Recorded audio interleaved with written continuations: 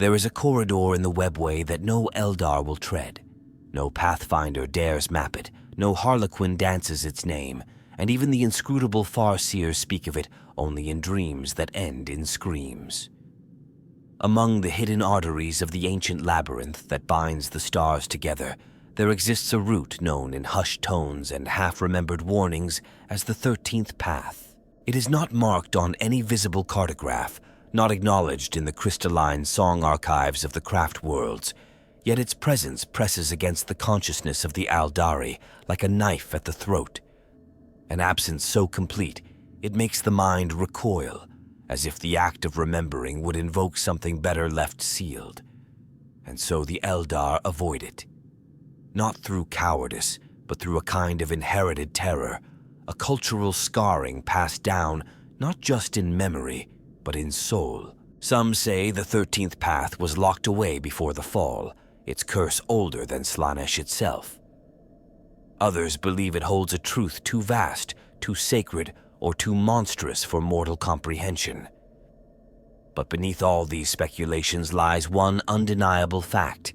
The Eldar, a race defined by their arrogance and their agony, want nothing to do with that forgotten corridor.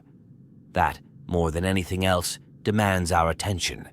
The Webway is not merely a system of tunnels. It is a lattice of thought and geometry, a miracle of ancient engineering intertwined with the raw fabric of psychic space. To understand why the Eldar avoid the 13th Path, we must first dwell in reverence for the marvel that is the Webway itself, a shrouded realm of impossible angles, flowing energy streams, and shimmering passageways that once granted the Eldari dominion across the galaxy without ever brushing the corrupting touch of the Immaterium. This was not a tool, it was a sanctuary, an extension of their supremacy, a proof of their unmatched genius. No other race could even conceive of something like the Webway, let alone build it. The Monkey, with their brutish warp drives, blunder through reality's skin like blind worms, while the Necrons can phase through dimensions yet remain deaf to the psychic echoes the Webway hums with. Only the Eldar, with their hybrid of intuition and intellect, their psychic finesse honed through millennia of existential art, could carve such a thing from the bones of reality. And yet, even this creation of impossible precision bears scars and absences that defy reason. The Webway winds not just through space, but through metaphysical implications.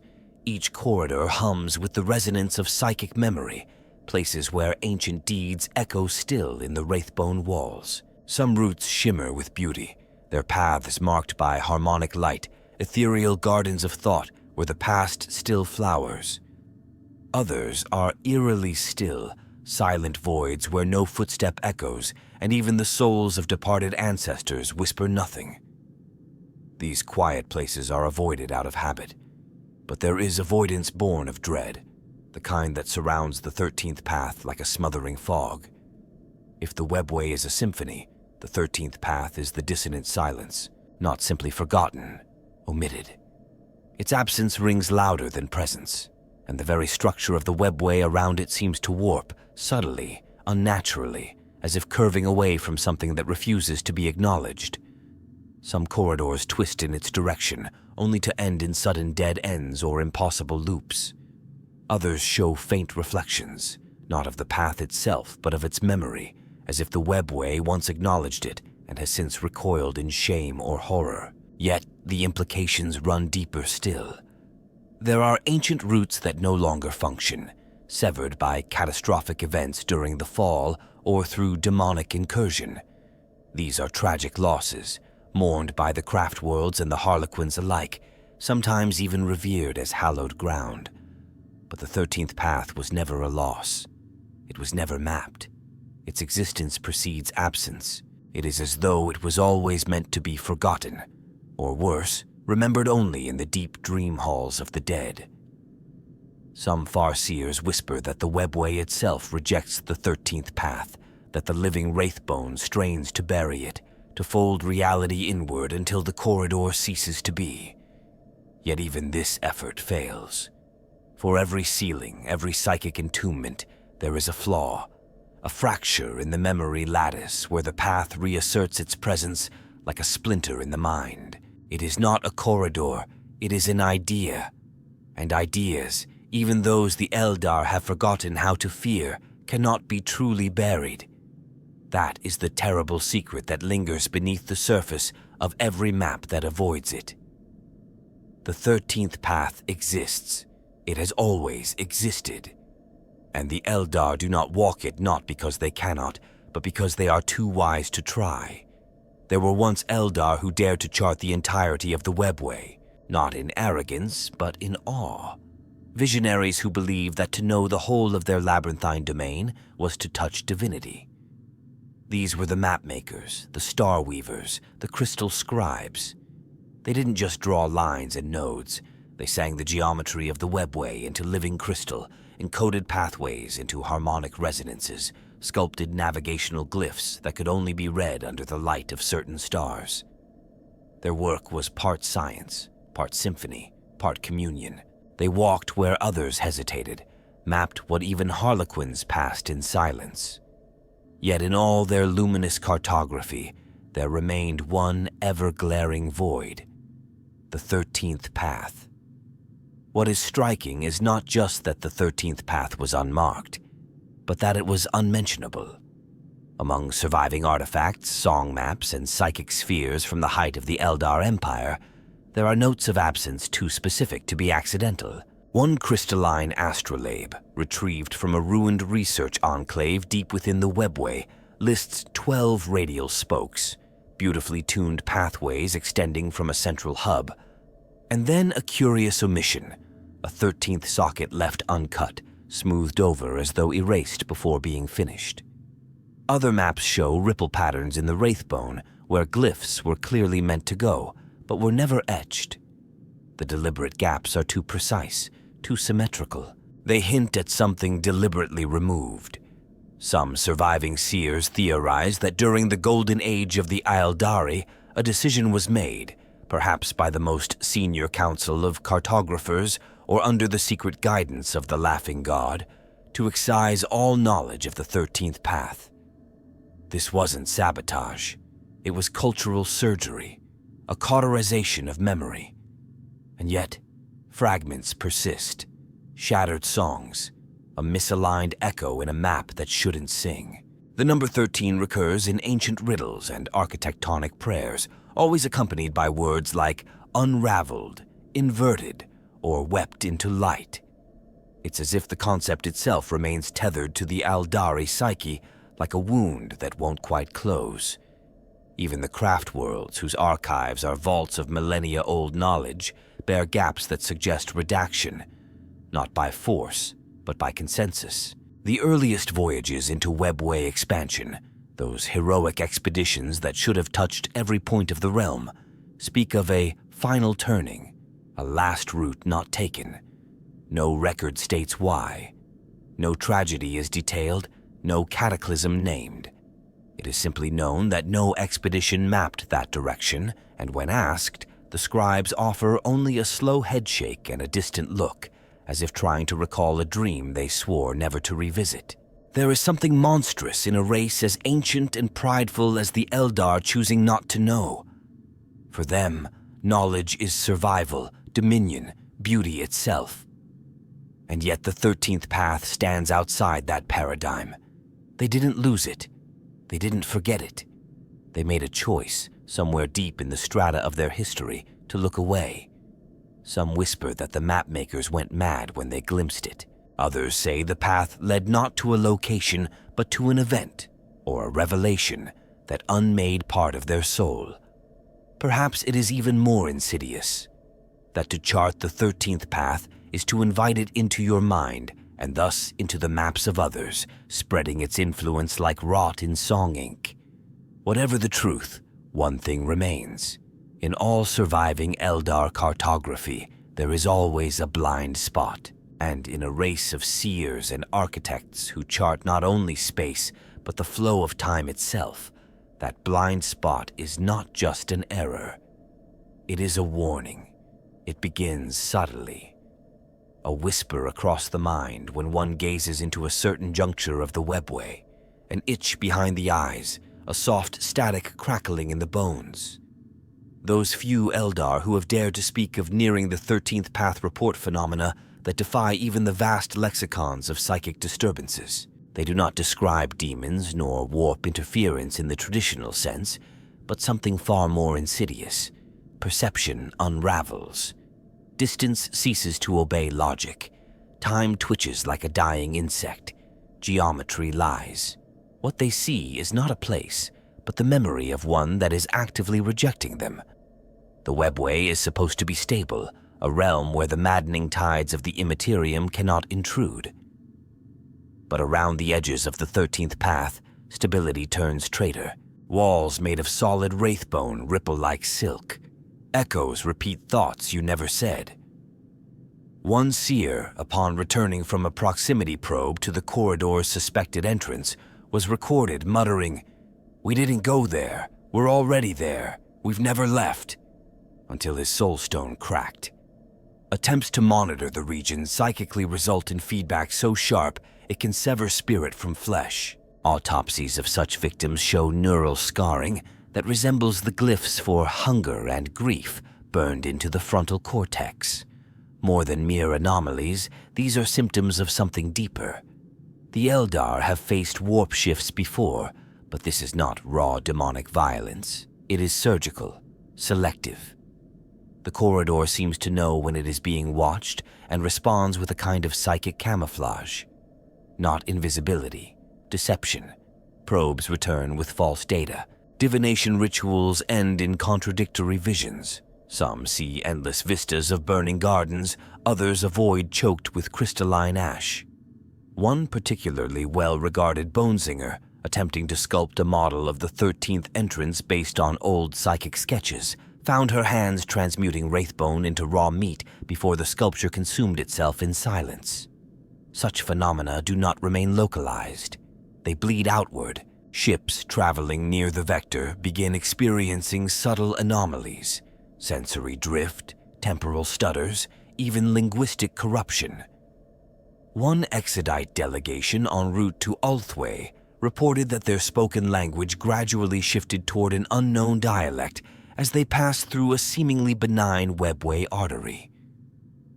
Upon analysis, the dialect was composed entirely of Eldar morning song refrains arranged in impossible syntax. No one could determine how they learned it. The corridor has no guardians, no visible defenses, yet it repels with a force greater than armies. And yet, occasionally, something emerges.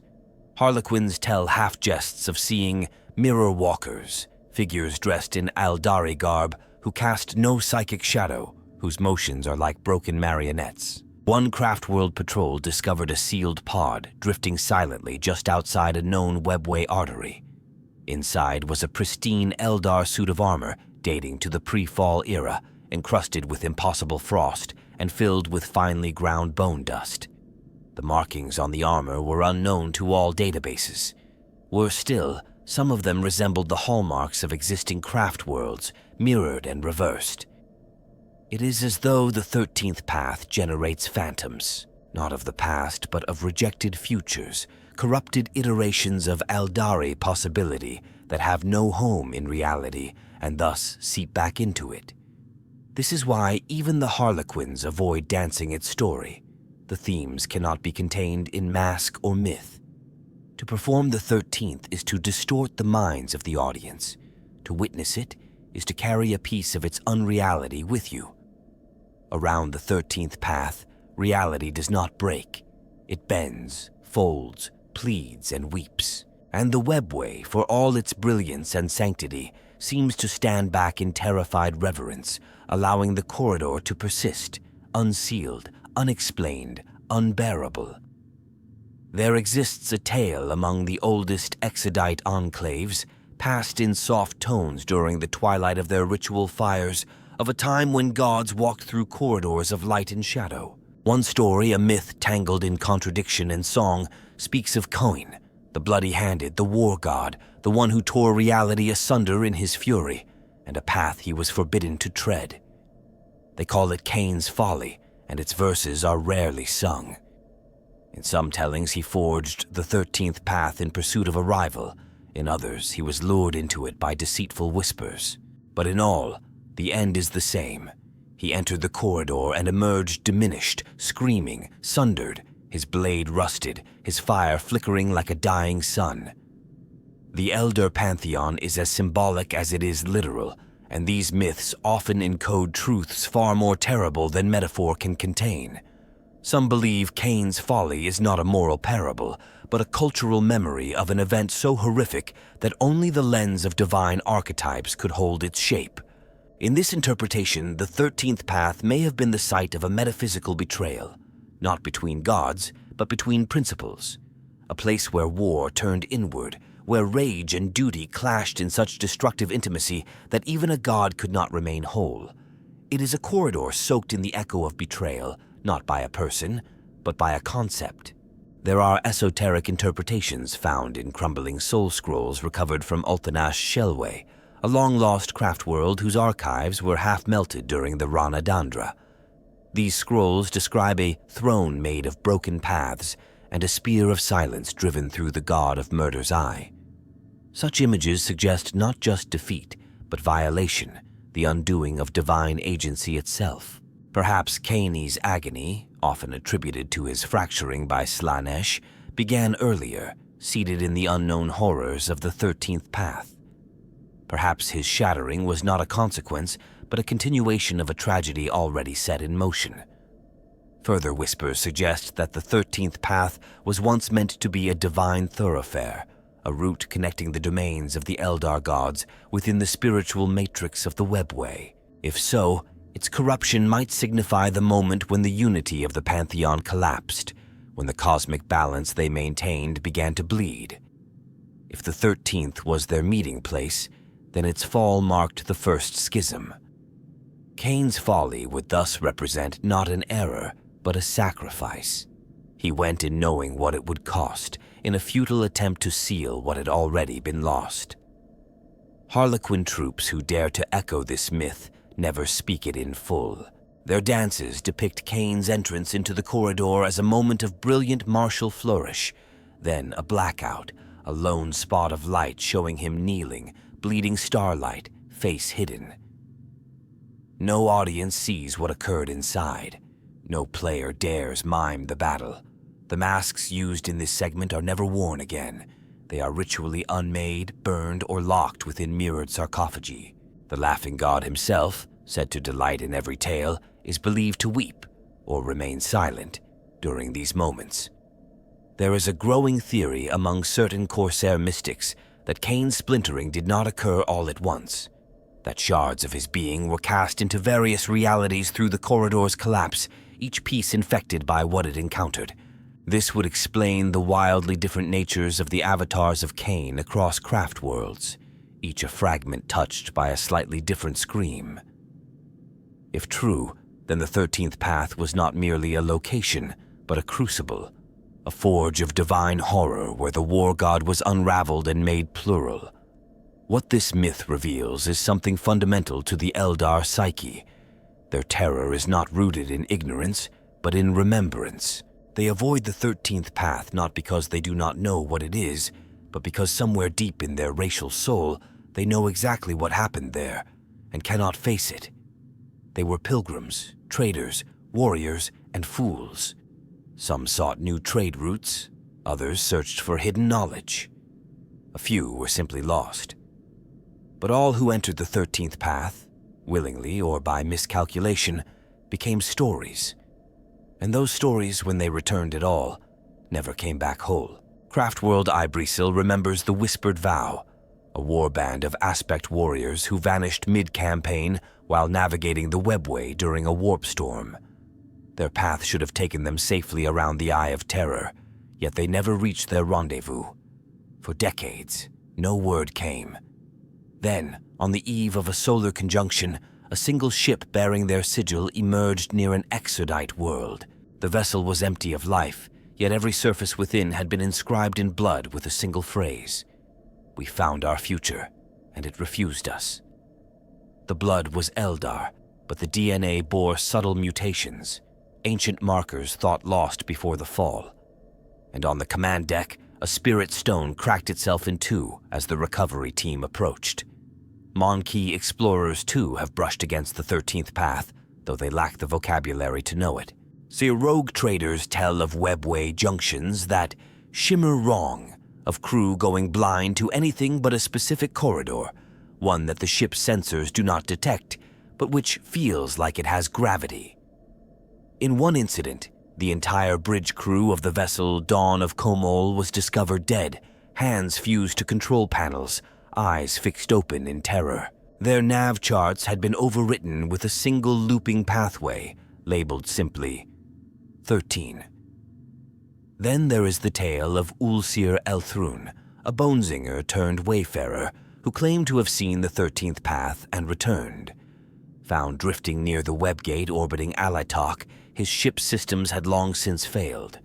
He was alive but aged beyond reckoning, his once jet hair bleached white, his soul stone flickering erratically. He spoke little but etched dream shapes into the wraithbone floors of his holding chamber. They were not symbols. They were fractures, lines that cut through meaning. Eventually, he stopped eating, then speaking. Finally, he became silent stone, petrified in mid-motion, mouth open in a scream that no longer had sound. Others come back different, changed. Not damaged in body, but in soul pattern. Some exhibit perfect recall of events that never happened. Others bear knowledge they should not possess. Blueprints of long-lost artifacts, memories of other craft worlds' founding rites, even glimpses of alternative timelines where the fall never occurred. Such individuals are almost always taken in by the Black Library or vanished by the Harlequins. Not to silence them, perhaps, but to prevent contamination. One theory holds that the 13th path does not kill, but overwrites, that the ones who return are not the same as those who entered, but mirrors. Possibilities. Failures. Among the exodites of Penthashar lie the Stones of Mourning, a series of obelisks believed to house the soul patterns of an entire clan that vanished while pursuing a great calling into the Webway.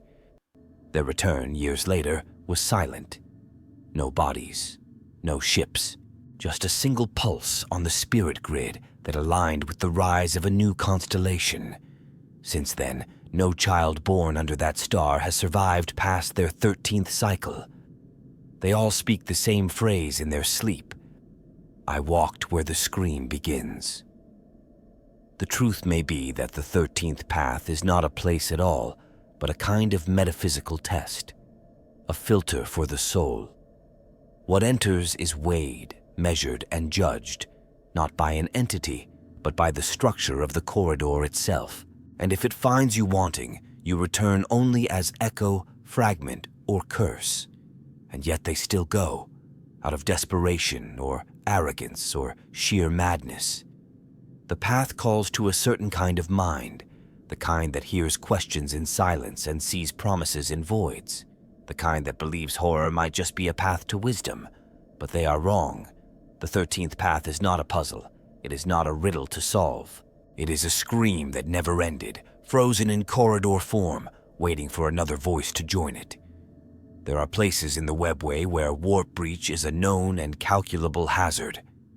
Routes collapsed by the weight of demonic incursion, pathways sealed with psychic wards and soulstone pylons to prevent the immaterium from bleeding through.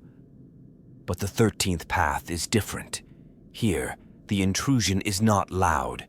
It is not violent. It is ecological. It has roots and spores and whispers. Some Eldar seers posit that within the 13th path, the warp did not so much rupture into reality as grow into it, like mold into damp wood. A slow, sentient colonization of metaphysical space. Demons reported near the periphery of the path are not recognized by even the most exhaustive inquisitorial bestiaries. Their forms are inconsistent, like ideas forced into flesh, changing depending on who observes them. Some are described as walking glyphs, others as inverted reflections of familiar Eldar ancestors, their eyes hollowed out and filled with shifting stars. What makes these entities most terrifying is that they do not attack. not in the way demons normally do. They linger, watch, drift silently beside the unwary. They do not seek to possess or destroy. They seem to study, and sometimes mirror. Eldar, who survived brief exposure to such beings, claim that the demons whispered secrets back to them, not lies but truths. Terrible, personal truths, always spoken in the voice of someone long dead. That is perhaps the greatest horror. These demons speak truth, not madness. Unlike demonic incursions elsewhere in the galaxy, which burn bright and fast like fever dreams, the corruption of the 13th Path is enduring and subtle. Wraithbone structures within the corridor show signs of sympathetic resonance with the warp, warping not from outside pressure, but from within. Some corridors pulse with a heartbeat, others weep. Psychic instruments deployed into these areas return readings akin to prenatal brainwaves. It is as if the path is gestating something, not a being, a concept. These demons, if they can even be called that, have no clear origin or allegiance. They do not bear the mark of Khorne, Nurgle, Slanesh, or Tzeentch. In fact, their energy signatures appear to interfere with the dominion of the Chaos Gods. One radical theory proposed by a long-banished spirit seer suggests that the 13th Path is the cradle of a nascent pantheon, a new category of warp entities emerging from abandoned Eldari dreams, myths that never came to pass, or futures the race abandoned in fear. These entities would not be demons as we know them, but echoes of Eldar despair given form and function. And if that's true, it implies something even more dreadful. The Eldar may have created these things unintentionally through collective denial. By cutting off the 13th Path from memory, from myth, from map, they didn't erase it. They fed it. They made it a graveyard of ideas, a psychic compost heap where broken truths grew into something sentient. These demons are not intruders. They are inhabitants, and the path is their nursery. Occasionally, fragments of these entities have made their way beyond the corridor. Not whole beings, not yet, but impressions. Artists who dream of impossible patterns. Bone-zingers who find their crafted runes start bleeding. Even non-psychic species have brushed against this periphery. A Catacan scout once found writing etched into his bone after emerging from a tainted Webway breach. He had never learned Eldar, and yet the phrase was clear. I am what you chose not to become. The implications are staggering. The warp has always been reactive, reflective of emotion and belief. But the demons of the 13th Path may not be reactive at all. They may be active, invasive, generative, and above all, patient. And what they wait for is unclear. Perhaps it is a threshold. Perhaps it is a return. Or perhaps they wait for the day an Eldar finally walks the path again. Not in fear, but in acceptance, for that would mean they've won. Hidden deep within the vaulted heart of the Black Library, past songlocks and dream mazes, beyond the skeins where only solitaire dare tread, lies a chamber some claim does not exist. Not because it is secret. The Black Library is full of secrets, but because even its librarians refuse to acknowledge it. They call it the lockbox, and it is said to contain the only surviving records of the 13th Path that have not been erased, sealed, or destroyed. Whether these are texts, psychic echoes, or something stranger is unknown. What is certain is this. Even among those who catalog the truths of the Webway, this subject is considered too dangerous to examine. The Black Library holds knowledge that could unravel stars, prophecies that bend time like reeds. It has documented the rise and fall of chaos cults, the innermost thoughts of demon primarchs, the blueprints of planetary extinction devices. And yet, the lockbox remains untouched, a void within a vault of infinite truths. Not due to lack of curiosity, but because those who attempt to study its contents often vanish. Or worse, they return altered. One archivist named Errol Thean, tasked with decoding what was thought to be a harmless symbol sequence connected to the corridor, was later found inscribing recursive logic loops into her own skull with a crystal stylus. When her body was recovered, her spirit stone was hot to the touch, something previously unseen. Not warm, hot. Even access protocols to the lockbox are anomalous. No key, no phrase, no psychic imprint seems to consistently open it. Some believe the box itself chooses who may approach, reacting not to intention but to memory. A few Harlequins claim it responds only to those who've already walked near the 13th path, as if seeking resonance. Others whisper that the lockbox doesn't contain knowledge. It contains the absence of knowledge, a null script, a psychic vacuum into which understanding collapses. Attempts by inquisitorial agents, aided by Eldar cooperation, have resulted in failure and fatality. One high-ranking Ordo Xenos operative reportedly gained partial access by embedding his mind within an artificial spirit matrix crafted from Eldari soul runes. The contact lasted 13 seconds. What remained was an empty vessel that wept mercury and spoke only in Mirror Eldar, a reverse dialect so cognitively hazardous that simply hearing it induces seizures in psychers. The matrix was burned. The ruins of the experiment are kept fittingly in another sealed vault. Label, "Do not translate." What makes the lockbox truly terrifying is not just its content, but its silence.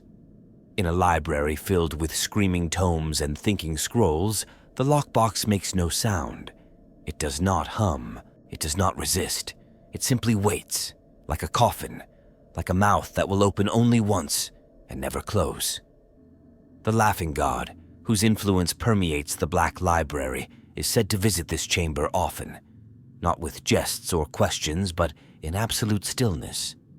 It is one of the only places in the library where Segurak is observed to not smile. There are unconfirmed accounts of Solitaire placing new masks upon the lockbox, as if trying different faces, different truths. None have fit. Perhaps the box waits for the right mask, or perhaps it knows that all masks eventually slip. What is certain is this: the 13th path has a place in the Black Library. It is not danced, it is not read, it is kept. And that act of keeping, of preserving something so fundamentally poisonous to knowledge itself, implies that even the Harlequins understand its value, or its danger. They do not study the lockbox to unlock it. They keep it sealed so that, should the day come when someone must, they will not do so unprepared. There is a phenomenon that troubles the Farseers, a haunting within their minds, a low resonance that flickers only when they attempt to peer too long into certain futures. It is not a vision. It is a pressure, a throb behind the soul, like a memory of pain that never happened. They call it the echo. And increasingly, they associate it with the 13th path. Some say the echo is a failsafe, encoded into the psychic fabric of Eldari consciousness during the ancient days when the path was first sealed. Not a memory, but a warning, passed down genetically or metaphysically, a mental lock keyed to sheer terror. Those who encounter it feel nausea, vertigo, and sometimes bursts of irrational sorrow. One young Farseer in training described it as remembering the death of a friend I never had. It is not triggered by knowledge. It is triggered by proximity to knowledge. That is what makes it so insidious. The psychic topography of Eldar souls is not merely complex. It is architectural. Pathways, rooms, corridors of thought, all structured through ritual and discipline. And yet, hidden within nearly every Eldar soul is a door that should not be there. Invisible until approached. Untouched until the 13th path is even mentioned. Then it becomes audible, a knocking from within, a heartbeat in reverse. Some craft worlds have attempted controlled experiments. The Farseers of Yimlock once gathered 13 psychically sensitive individuals, none of whom had prior knowledge of the 13th path. They were given cryptic glyphs drawn from suspected corridor data and asked to meditate. 3 fell into seizures, 2 wept blood, One began screaming the same phrase over and over. "It's behind my name." He died moments later. His soul stone dimmed and then shattered. What truly unsettles the Eldar, however, is not the mind breaks or deaths. It is the implication that the 13th path is not external, that it echoes in every Eldar because it belongs to them, that some part of their collective being, a psychic organ, if you will, was cut out and the scar remains. And like all scars, it itches, it pulls, it calls. This would explain the strange dreams that ripple through the path of the seer across craft worlds, dreams of endless hallways, of reflections that do not match, of hearing one's own voice ask questions in unfamiliar tones. These are not dreams of demonic origin. They are not warp-born. They are internal, self-propagating, as if each Eldar in their own way remembers the corridor, but only the feeling of forgetting it. The echo has also been documented among Exodites, even those with no exposure to the Webway. One shamanic clan on Valerian Nini records a hereditary dreamscape passed through its daughters, a series of visions involving a door made of song and sorrow, surrounded by statues of blind gods. None have dared open the door. When asked why, they answer as one: because we already did. Harlequins too are not immune. Shadow Seers report that the echo does not speak to them, but through them, that when performing certain masks, they experience flash impressions, unfamiliar faces in the audience, spaces that shift shape mid-dance, lines of dialogue they do not recall learning. These incidents are always followed by temporary soul stone destabilization. And yet, they persist, because to ignore the echo is to admit fear, and the laughing god does not fear. At least, that is the mask he wears. If the 13th path is indeed encoded in the Eldar soul, then it is not merely a place they avoid. It is a piece of themselves they have chosen not to be. A corridor within their own nature that leads to truths their race has no words for. And the longer they avoid it, the louder the echo becomes. Perhaps that is the final tragedy. Not that the 13th path is dangerous, but that it is familiar. Among the many whispered tales that curl through the dark of the Webway, one stands alone in both allure and horror: the story of the 13th mask. Not a performance, not a dancer, a troupe, a mask of the Harlequins that does not officially exist in any known registry of Segorak's faithful. It is spoken of only in rumor, in footnotes of discarded soul scrolls, and in fragmented testimony from those who should not remember. The 13th mask is a legend within a legend, and like all Harlequin stories, it may be both true and false at once. It is said that long ago, when the Eldar still ruled the stars with careless arrogance, a particular mask was formed, not to celebrate nor to warn, but to seal. This troupe was tasked with entering the 13th path and dancing its truth, binding its shape in narrative to prevent it from bleeding into the rest of the Webway. Their dance was never meant for audience. It was a performance for the corridor itself, a rite of containment, perhaps of understanding. They were never seen again. The tale might have ended there, save for the sightings. Over the millennia, scattered reports across craft worlds and dark crannies of Kamara speak of Harlequin troops whose colors do not correspond to any known mask. Their masks are smooth and featureless, their movements slow and fragmented as though performed underwater. They do not speak. They do not jest. Their presence induces migraines in psychers and causes ancient spirit stones to flicker with static pain.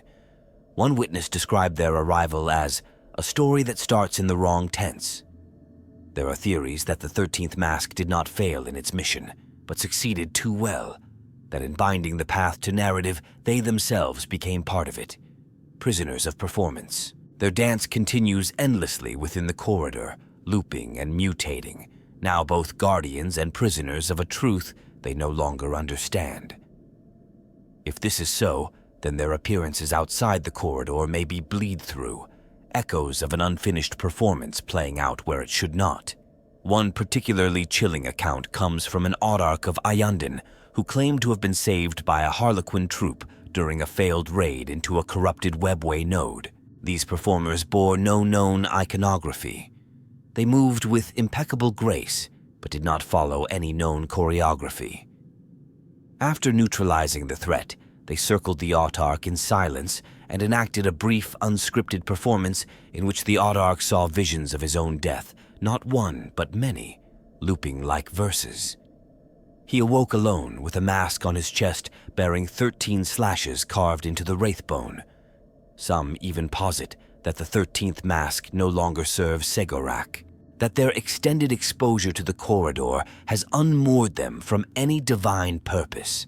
They are not rebels, they are reflections, performers whose audience is reality itself, reshaping what they touch with every step. When they dance, memories shift, possibilities fracture, and once they leave, nothing quite fits where it did before. If this troop exists, then it represents something terrifying, not a threat of violence, but of narrative collapse.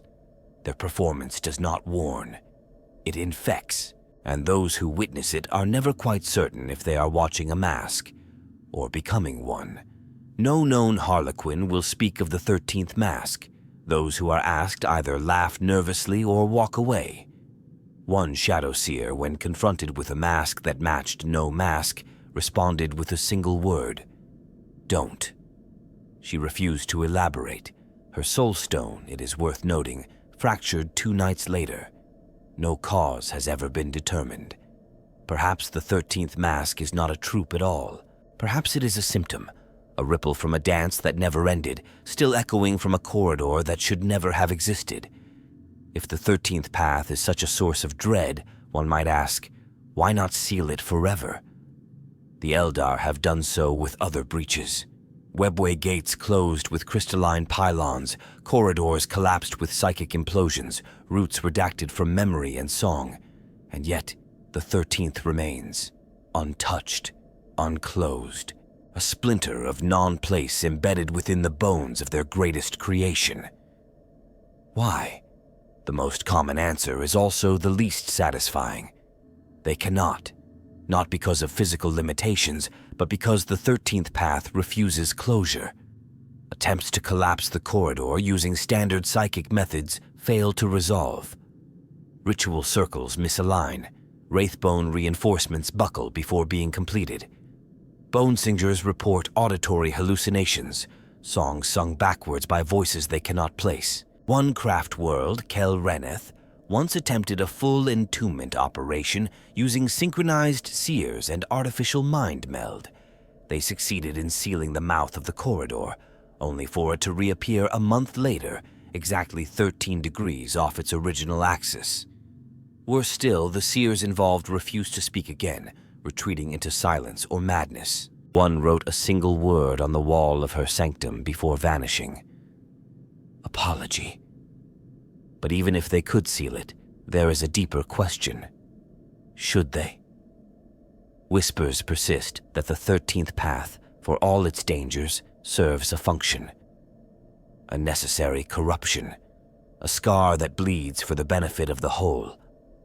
Some farseers argue that its presence stabilizes surrounding vectors, that the rest of the Webway subtly recalibrates itself around the corridor's gravity, not physical, but metaphysical, like a fracture that keeps the structure from shattering further. Others claim that removing the path would be like removing a tumor wrapped around a vital artery. The corridor may be diseased, but it is integrated. Destroying it could trigger unpredictable failures across the Webway, even cause larger breaches elsewhere. There is an ancient belief among certain bone singer lineages that the 13th was woven intentionally into the Webway's structure, not as a passage, but as a prison, a space built to contain something, or someone, whose destruction would be worse than confinement. There are also political dimensions. The Harlequins will not speak of the path, but it is known they have intervened more than once when sealing efforts have begun. In each instance, no force was used, just a warning, a dance, a presence, and a quiet withdrawal of the craft world's will. One autarch summarized the experience as watching a shadow remind me of my own death.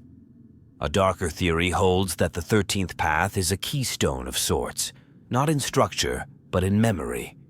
That the act of forgetting it was not total, that some aspect of it persists in the minds of every Eldar, and that to truly seal it would require an erasure of self so total that the race would cease to be Eldar at all. They leave it open not out of failure, but out of necessity. It is their mistake, their wound, their shadow, and it must remain. Perhaps most disturbingly, there are tales, always whispered, always denied, that some craft worlds protect the path, that deep within their archives lie hidden rituals to monitor its state, that its movement is tracked, its fluctuations studied, its silence recorded, not as a threat, but as a bellwether, a gauge of something greater, something approaching. In this view, the 13th path is not merely a horror, it is a barometer of fate. To seal it would be to blind themselves, and so it remains open. Not because it can't be closed, but because the Eldar do not dare lose what little understanding they still hold. They fear it, they loathe it, but they also need it. As a reminder, as a mirror, as a tether to something once known and now buried too deep to recover. And that is perhaps the most Eldar tragedy of all. That the thing they fear most is the one thing they cannot bring themselves to destroy. The 13th path is more than a corridor in the Webway. It is more than a mystery, more than a curse, more than a legend whispered in broken dreams. It is a mirror held up to the Eldari soul, and the reflection it shows is unbearable. For a race defined by grace, by vision, by an obsessive pursuit of beauty and control, the 13th path is a wound that never healed. It is what they abandoned, what they refuse, what they fear they still are. In a universe of monsters and gods, of endless war and corrupted truth, the Eldar have long sought a kind of redemption through mastery, of the self, of destiny, of their fractured myths. But the 13th path laughs at mastery. It is the place they cannot map, cannot walk, cannot close, and yet cannot ignore. A paradox embedded in their psyche like a shard of poisoned glass. Every farseer who trembles at its name, every harlequin who stops mid-dance, every ghost ship that returns from its edge, they all tell the same story, that there is something inside the Eldar they cannot escape. A scream woven into their bones. And perhaps that's what truly makes the corridor so terrifying. Not its demons, not its echoes, not even its possible truths, but the fact that it is theirs. It belongs to no other race. No Mon-Ki legend touches it. No Necron algorithm defines it. No Chaos God rules it. It is an Eldar creation, an Eldar failure, and perhaps an Eldar future. Some have speculated that when the fall came and Slaanesh was born, the soul of the Eldari did not shatter evenly. That something fled, not outward, but inward. That the 13th path is not a corridor at all, but a cocoon, a psychic egg, and what lies within it may yet awaken. This is the great fear and the great hope, that one day the corridor may be walked not in fear or confusion, but in understanding. That someone, some soul strong enough, broken enough, real enough, may enter it not to escape, but to accept, and that through acceptance, the scream might finally resolve into song. There are those who believe that such a figure already walks among them, a reincarnation, a prophet, a harlequin unmasked, or perhaps one of the Inari, treading dangerously close to something none of them comprehend. If the 13th path is the Eldari's shadow, then surely someone must one day stand within it and still cast light. But until that day, it remains, still, cold, a corridor untouched, a road unwalked, waiting. And that is why the Eldar avoid the 13th path. Not because it is unknown, but because it is known too well, because it is the part of themselves they are not yet ready to reclaim, but one day, they must. Thank you for joining this dive into one of the darkest, most enigmatic facets of Eldar lore. If you enjoyed this journey through whispered legends and haunted corridors, subscribe to the channel for more grimdark explorations and forgotten truths. There are more doors to open, and more stories waiting behind them.